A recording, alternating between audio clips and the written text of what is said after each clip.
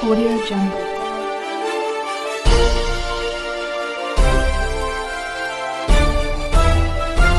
Audio Jungle. मैं रंजन कुमार, नमस्कार। अभी आप देख रहे हैं कंचन न्यूज़। इसे लाइक, सब्सक्राइब एवं बेल आइकॉन दबाना ना भूलें ताकि न्यूज़ का नोटिफिकेशन सबसे पहले आपके पास पहुंचे। अब चलिए खबरें विस्तार से। पार्टी के प्रथम पंक्ति के नेता थे कैलाशपति मिश्र जी। पार्टी के प्रथम पीढ़ी के नेता भी थे। उन्होंने अपना जीवन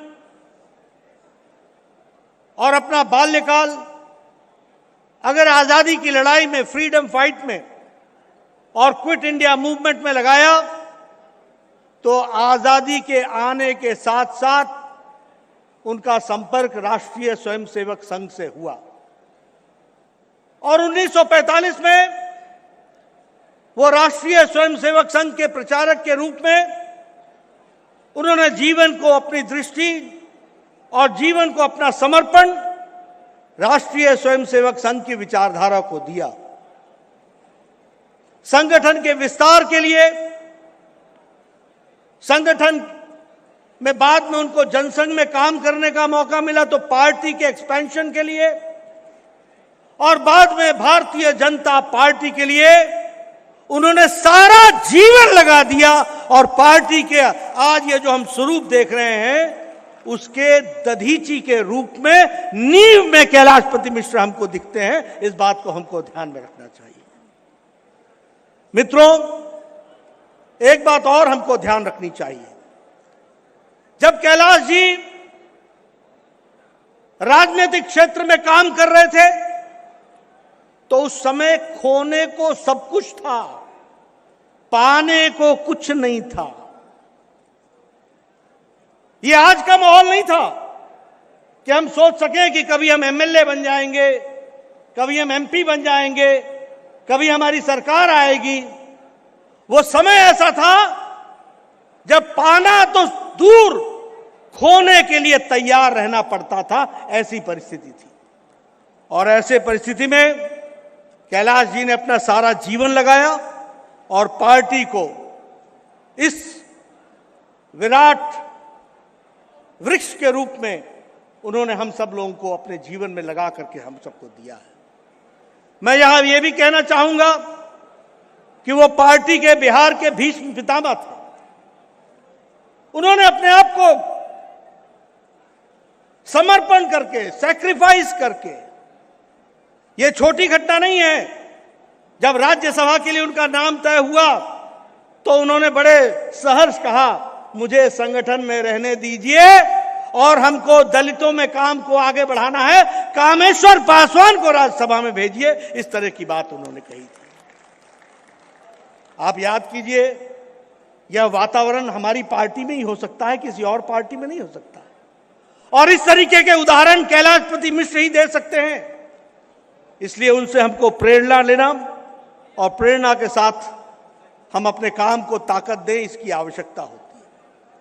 मैंने शायद पिछली बार भी बताया था, लेकिन मैं दोहराना चाहूंगा। मेरी उम्र 11 साल 12 साल की होगी। 1971 का चुनाव था। जहां तक मुझे याद पड़ता है कि वो पटना लोकसभा की सीट का चुनाव उन्होंने 1971 में लड़ा था और उनका अक्सर हमारे घर आना जाना होता था। वो जनसंघ की टोपी पहन करके, दिए का निशान था, वो हमारे घर आए। मैं छोटा था, कौतूहलवश हमने पूछा कि कैसा चल रहा है, क्या चल रहा है।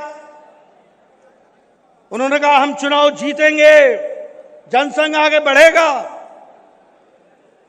मैंने जो पड़ोस में सुना था,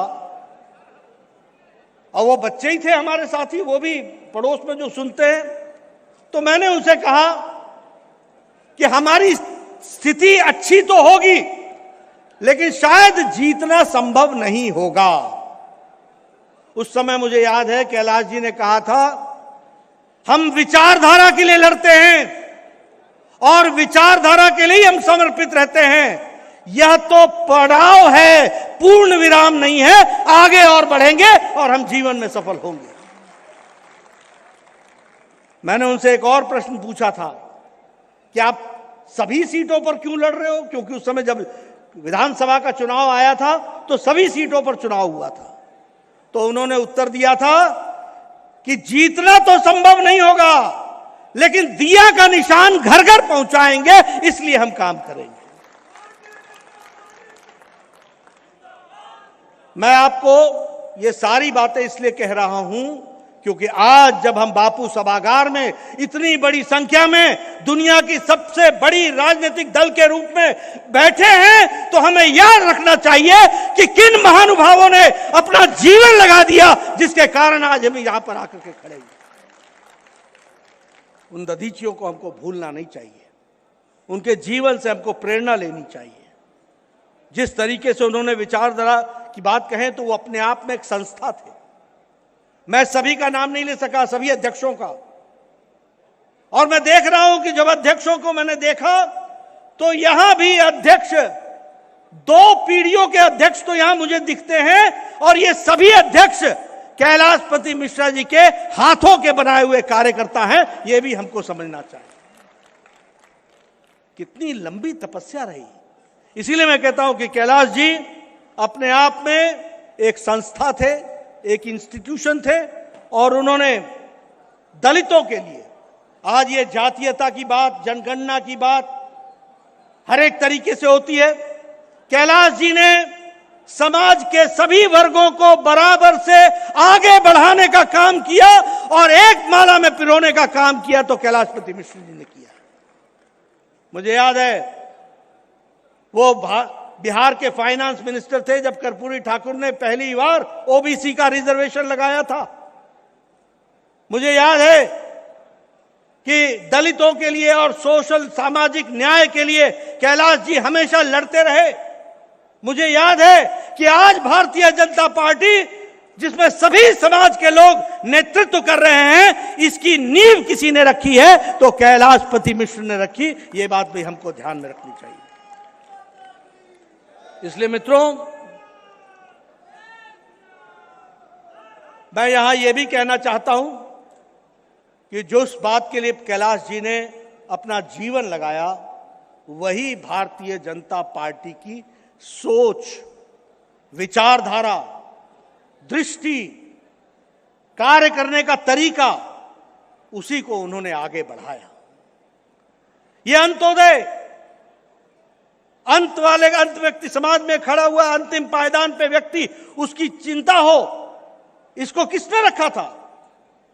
ये पंडित दीनदयाल उपाध्याय जी के एकात्म मानववाद से निकला हुआ अंत्योदय था, और इसको आगे मोदी जी ने बढ़ाया। सबका साथ, सबका विकास, सबका विश्वास और सबका प्रयास, इसको करके दिया तो नरेंद्र मोदी जी ने करके दिया।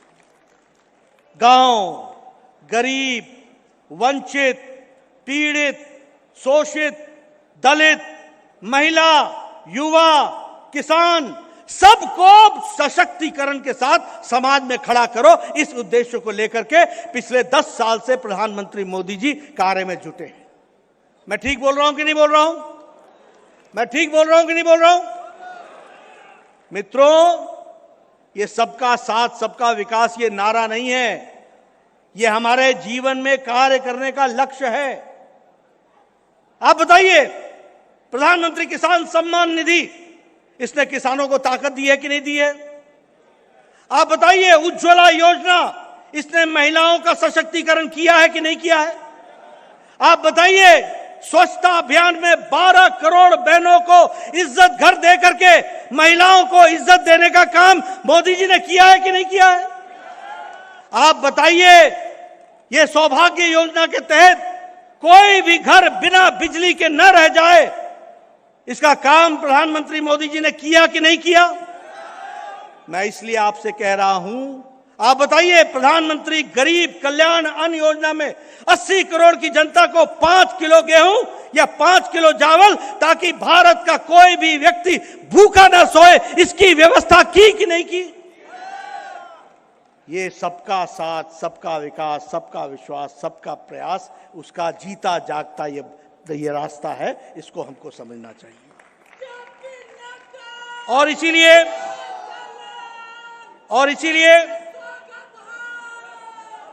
धन्यवाद।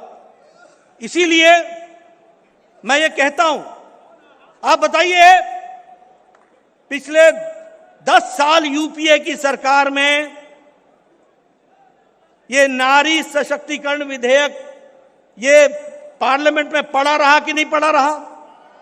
किसी ने इसको सुध ली? प्रधानमंत्री मोदी जी ने 3 दिन के अंदर नारी शक्ति वंदन विधेयक ला करके उनको रिजर्वेशन देने का काम किया, तो प्रधानमंत्री मोदी जी ने किया। मैं महिलाओं को बधाई देता हूं, मैं नारी शक्ति को वंदन करता हूं। एक बहुत बड़ा कदम उठाया गया है और आगे चल करके आपको खुशी होगी कि 2029 में जो पार्लियामेंट बनेगी और जो विधानसभाएं 27 के बाद बनेंगी, उसमें महिलाओं को आरक्षित सीट से चुन के आने का मौका मिलेगा। इस तरीके की परिस्थिति होगी। इसलिए जब मैं कहता हूं गांव, गरीब, वंचित, पीड़ित, शोषित, दलित, महिला, युवा, सबके लिए काम करने का काम प्रधानमंत्री मोदी जी ने किया है। अभी आजकल बहुत ज्यादा चर्चा हो रही है बैकवर्ड ओबीसी। हम वो लोग हैं और कैलाशपति मिश्र जी उन लोगों में से हैं जिन्होंने ओबीसी की लड़ाई को धरती पर अपने नेतृत्व में लड़ा है। और कहने के लिए नहीं कह रहा हूं, याद कीजिए कांग्रेस पार्टी को क्या नैतिक अधिकार है। कांग्रेस पार्टी ने काका कालेलकर का रिपोर्ट बताइए, उसको रिजेक्ट किया था कि नहीं किया था? उसके बाद मोरारजी देसाई ने मंडल कमीशन लगाया, मंडल कमीशन की रिपोर्ट आई। इंदिरा गांधी और राजीव गांधी दोनों रिपोर्ट पर बैठे रहे कि नहीं बैठे रहे? कुछ नहीं किया। विश्वनाथ प्रताप सिंह ने आकर के उसके बाद रिजर्वेशन दिया। और आपको जानकर के आश्चर्य होगा कि 1992 के बाद 1992 में जब सुप्रीम कोर्ट ने कहा कि ओबीसी को केंद्रीय सर्विस में नौकरी मिलने रिजर्वेशन होना चाहिए, तब जाकर के रिजर्वेशन 1995-96 में हुआ। और ये लोग आजकल ओबीसी के चैंपियन बने हुए हैं। आप बताइए, ओबीसी कमीशन को संवैधानिक दर्जा देने का काम नरेंद्र मोदी जी की सरकार ने किया कि नहीं किया? क्यों कांग्रेस पार्टी, क्यों यूपीए, जिसमें लालू भी थे, जिसमें बाकी लोग भी थे, क्यों उन्होंने ओबीसी को संवैधानिक दर्जा नहीं दिया? आज ओबीसी की बात करते हैं। मैं ये सारी बातें आपके सामने इसलिए रख रहा हूं कि मोदी जी के नेतृत्व में जिस तरीके से ओबीसी की चिंता की गई है, ओबीसी को आगे बढ़ाने का काम किया है, वो हम सब लोगों को ध्यान में रखना चाहिए। मैं बिहार की बात भी करना चाहूंगा। मेरा बिहार से लंबा संबंध रहा है। मैंने बिहार को मुसीबत में देखा है। मैंने बिहार में नेतृत्व को किस तरीके से समझौता करते हुए लोगों के हितों के खिलाफ काम करते हुए वो भी मैंने देखा है। मैंने वो भी समय देखा है जब कांग्रेस पार्टी को एक तरफा समर्थन मिलता था और कांग्रेस पार्टी लोगों के हित के सिवाय हित के से अलग हट करके अपने भ्रष्टाचार में लगी हुई थी। मैंने वो भी दिन देखे हैं जब सामाजिक न्याय का नारा लगा करके आने वाले लोग अपने परिवारों के और अपने घरों में, अपने तिजोरियों में धन भरने के सिवाय कोई काम नहीं किया। वो समय भी देखा है। लेकिन मैं ये गौरव के साथ कह सकता हूं कि भारतीय जनता पार्टी के नेतृत्व ने बिहार को हमेशा मुख्य धारा में लाने में कोई कसर नहीं छोड़ी है। यह बात मैं गौरव के साथ कह सकता हूं। आप बताइए, पहला All India Institute of Medical Sciences Bharat Ratna स्वर्गीय अटल बिहारी वाजपेयी जी ने दिया था कि नहीं दिया था? आप बताइए, दूसरा all India Institute of Medical sciences Darbhanga में नरेंद्र मोदी जी ने दिया कि नहीं दिया? मैं ही स्वास्थ्य मंत्री था, नीतीश बाबू से मांग मांग के थक गया। मंगल बाबू बैठे यहां पर, जमीन दे दो, जमीन दे दो, जमीन दे दो। बोले मेडिकल कॉलेज के ऊपर ही बना दो। मैंने कहा नहीं, मुझे नई जगह चाहिए। नहीं दी जगह। आज भी भारत सरकार का all India Institute of medical sciences Darbhanga के लिए पैसा रखा हुआ है। जैसे ही आगे काम शुरू होगा उसको पूरा किया जाएगा, ये हम आपके सामने बताएंगे। आप बताइए, प्रधानमंत्री मोदी जी ने 1000 करोड़ रुपए 5 मेडिकल कॉलेज बनाने के लिए दिए कि नहीं दिए? आप बताइए, 6 सुपर स्पेशलिटी ब्लॉक के लिए आपको 1000 करोड़ रुपए 2000 करोड़ रुपए से ज्यादा दिया कि नहीं दिया? यहां 2 पूर्व मंत्री बैठे हैं, अश्विनी चौबे जी और मंगल पांडे जी, पूछिए इनसे। केंद्र सरकार ने दिया, सुपर स्पेशलिटी ब्लॉक के लिए दिया, और अभी 15वें फाइनेंस कमीशन में भी 6017 करोड़ रुपए देने का काम भारत सरकार ने दिया। यह हमको ध्यान में रखना चाहिए। लेकिन हमारे ये यहां का नेतृत्व जो भ्रष्टाचार से ऊपर से नीचे आकर डूबा हुआ है, भाई को भाई से लड़ाओ, तुष्टीकरण की राजनीति करो, इसमें मस्त है, व्यस्त है। ऐसी सरकारों को गुड बाय कहने का समय आ गया है और भारतीय जनता पार्टी को लाने का समय आ गया है। मैं यहां अभी जयप्रकाश जी के निवास स्थान पर जाऊंगा। मुझे याद है, मेरा बचपन जयप्रकाश नारायण के आंदोलन के समय गुजरा था। मुझे याद है, कदम कुआं में मैं जयप्रकाश नारायण के घर के आसपास कभी न कभी किसी न किसी बहाने आया करता था। सुशील मोदी जी, रविशंकर जी, राजेंद्र गुप्ता जी, अश्विनी चौबे जी, ये सब लोग उन दिनों जयप्रकाश नारायण जी के सानिध्य में आंदोलन को आगे बढ़ाने का काम कर रहे थे। मुझे याद है कि उसी समय लालू और नीतीश जी भी कदम कुआं के चक्कर लगाया करते थे। आज मैं सोचता हूं, क्या से क्या हो गया, कहां से चले थे और कहां पहुंच गए। स्वर्गीय जयप्रकाश नारायण इंदिरा गांधी जी के विरोधी थे। ये लालू जी ने अपनी बेटी का नाम मीसा, ये maintenance of internal security act में वो बंद थे तब रखा था। जिन्होंने अपनी जवानी विचारधारा के लिए लड़ने के लिए तय किया था, वो समझौते में आकर के आजकल उसी इंदिरा परिवार की चौथी पीढ़ी के साथ गलबाइयां कर रहे हैं और उनका स्वागत कर रहे हैं। ये भी मुझे देखने का मौका मिलता है। मैं सोचता हूं, राजनीति भी कैसी चीज है, कुर्सी भी कैसी चीज है। समझौता करते करते कहां पहुंच गए। यही पटना की धरती पर तुम सोनिया और राहुल को स्वागत करने के लिए खड़े हो गए।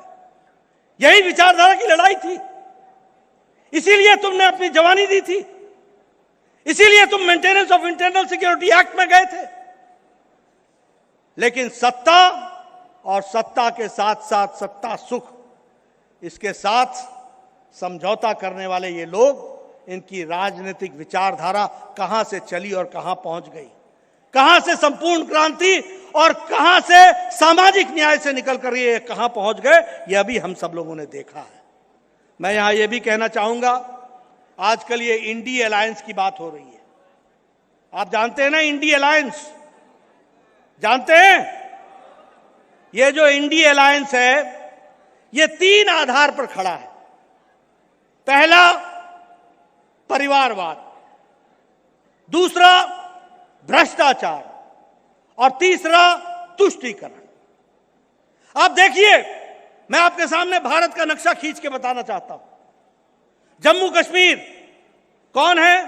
फारूक अब्दुल्ला, उमर अब्दुल्ला, बाप बेटा। पीडीपी कौन है? पहले मुफ्ती मोहम्मद, बाद में महबूबा मुफ्ती। आप नीचे आइए, आप देखेंगे शिरोमणि अकाली दल, प्रकाश सिंह बादल और सुखबीर बादल, बाप बेटा।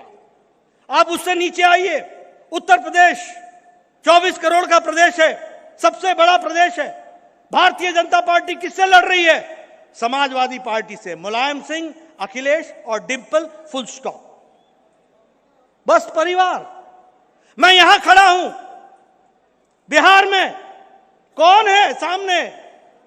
लालू, तेजस्वी, मीसा, बाकी छुट्टी। ये बंगाल में किससे लड़ रहा हूं? पीसी भाईपो। पीसी मतलब बुआ, बुआ मतलब ममता, और भाईपो मतलब भतीजा। भतीजा कौन है? अभिषेक। कौन? ये परिवार से लड़ रहे हैं, बाकी सबकी छुट्टी। ये परिवारवाद। तुम हमारे परिवार को बचाओ, हम तुम्हारे परिवार को बचाएंगे। हम तेलंगाना में किससे लड़ रहे हैं? केसीआर, केटीआर, कविता, बाप, बेटा, दामाद, बेटी।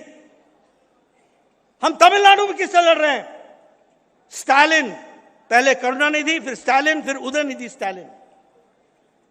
हम महाराष्ट्र में किससे लड़ रहे हैं? शिवसेना, उद्धव ठाकरे, आदित्य ठाकरे।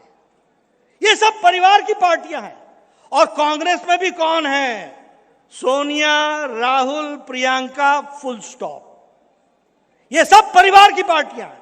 और मैं यहां दोबारा दोहराना चाहता हूं, मेरे बातों का बहुत बुरा लगा था विपक्षी दलों को, मैं दोबारा बोलना चाहता हूं, ये पहले ये बनती हैं क्षेत्रीय पार्टियां, रीजनल पार्टीज, और रीजनल पार्टी के बाद बनती हैं ये पारिवारिक पार्टी। और भारत की प्रजातंत्र परिवारवाद को कभी भी प्रश्रय नहीं देगा, विचारधारा को प्रश्रय देगा। इसलिए परिवारवाद पार्टियों का समाप्त होना निश्चित है, ये आप मान करके चलिए। मैं भ्रष्टाचार की बात करूंगा। कांग्रेस पार्टी अकेली 12 लाख करोड़ रुपए का चूना लगाने वाली यूपीए की सरकार कांग्रेस पार्टी। भ्रष्टाचार पे भ्रष्टाचार। मुलायम सिंह की party Akhilesh, laptop scam, food grain scam, Gomti river front scam. Lalu, Tejashwi, ये तो मां, पिता, बेटा और माता, ये तीनों ही तो कल बेल करा करके आए हैं ना, कल ही तो करा के आए हैं। चारा घोटाला, ये सब भ्रष्टाचार से जुड़े हुए लोग हैं। दूसरा इनका आधार भ्रष्टाचार है। उसी तरीके से अगर हम बात करें स्टालिन की, तो 1,34,000 करोड़ रुपए इनके ऊपर इनके प्रॉपर्टीज है। आप बताइए, ये एक साथ ये इंडिया अलायंस और क्या करेगा? परिवार की को सेवा करेगा और परिवार के साथ साथ भ्रष्टाचार का पोषण करेगा और भ्रष्टाचारियों को बचाने का काम करेगा। यही इंडिया अलायंस का नतीजा है। अगर मैं दिल्ली की आम आदमी पार्टी की बात करूं, तो कल ही दूसरा विकेट भी गिर गया।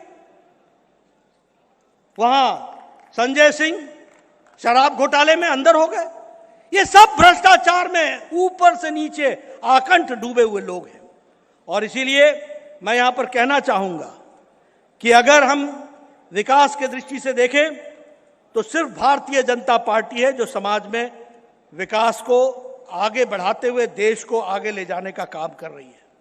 मैं यहां एक बात की और आपसे चर्चा करना चाहूंगा और बताना चाहूंगा कि जहां तक ओबीसी का सवाल है, जो मैंने पहले कहा, चाहे शिक्षा में सेंट्रल स्कूल हो, एमबीबीएस हो, एमडी की सीटें हो, इसमें कुल मिलाकर के 4 लाख बच्चों को ओबीसी को एडमिशन देने का काम किया तो नरेंद्र मोदी जी की सरकार ने किया है। ये हमको ध्यान रखना। आज हमारे 27 ओबीसी मंत्री हैं। आज हमारे 85 ओबीसी एमपीज हैं। जितना कांग्रेस पार्टी के एमपी नहीं है, उससे ज्यादा हमारे ओबीसी के एमपी हैं। सामाजिक न्याय लाने का काम तो भारतीय जनता पार्टी ने किया है। 1358 एमएलए में 27% एमएलए ओबीसी के हैं और उसी तरीके से 163 एमएलए में एमएलसी में 40% हमारे एमएलसी ओबीसी के हैं। यह हमको ध्यान में रखना चाहिए। और ये जितनी भी स्कीमें हैं, जनधन योजना, उजाला योजना, उज्ज्वला योजना, ये सबसे ज्यादा लाभ ओबीसी को हो रहा है। इसलिए मैं यहां एक बात बड़े स्पष्ट शब्दों में कह देना चाहता हूं कि भारत की गरीबी सबसे बड़ी जाति है, जो हमारे प्रधानमंत्री जी ने कहा है।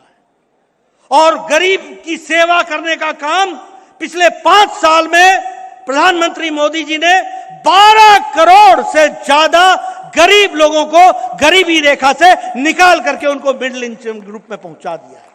और ये हम नहीं कह रहे हैं, ये इंटरनेशनल मॉनिटरी फंड बोल रहा है।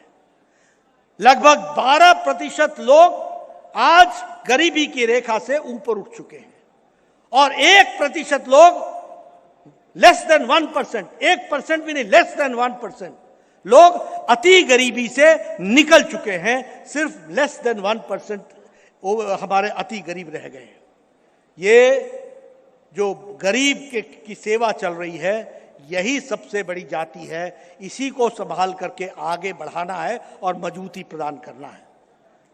मैं एक बात बताना चाहता हूं, जब हम कहते हैं सर्वांगीण विकास, तो मोदी जी के नेतृत्व में अगर देश की धमक दुनिया में G20 और अन्य तरीकों से पहुंची है, वहीं भारत की चमक दक्षिणी ध्रुव पर पहली बार कोई लैंडर को उतारना का काम भी उनके नेतृत्व में हुआ है। वो भी हमको ध्यान है, वो सैटेलाइट का उतरना भी वहां पर हुआ। और उसी तरीके से गरीब का सशक्तिकरण भी अगर हुआ है तो वह भी प्रधानमंत्री मोदी जी के नेतृत्व में भारतीय जनता पार्टी और एनडीए ने किया है।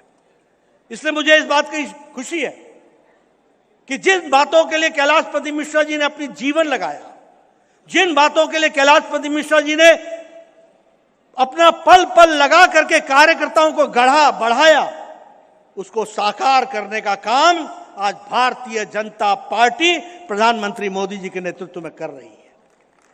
और मुझे बहुत अच्छा लगा सम्राट जी का एक वक्तव्य। उन्होंने कहा अब हम कंधे पर बैठाना छोड़ चुके हैं। मैं उनकी बात को याद रखूंगा।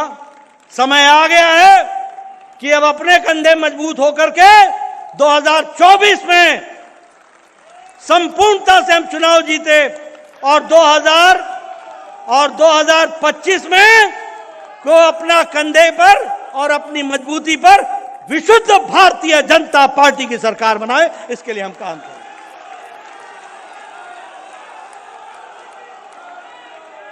मित्रों, इस जन्म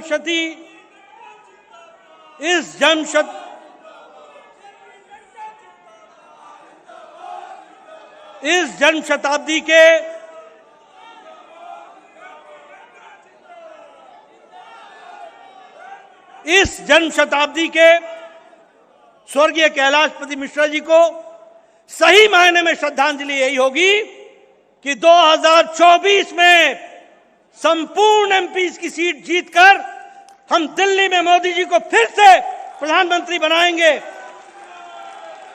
और कैलाशपति मिश्र जी को सच्ची श्रद्धांजलि वही होगी कि 2025 में भारतीय जनता पार्टी का कमल खिलेगा और हमारी सरकार बनेगी। बोलिए, करेंगे ना? करेंगे ना? करेंगे ना? करेंगे ना? आपने मेरी बात सुनी, आपका बहुत बहुत धन्यवाद। बोलिए भारत माता की, भारत माता की, भारत माता की। स्वर्गीय कैलाशपति मिश्र अपडेट के लिए देखते रहिए मैं रंजन कुमार, कंचन न्यूज।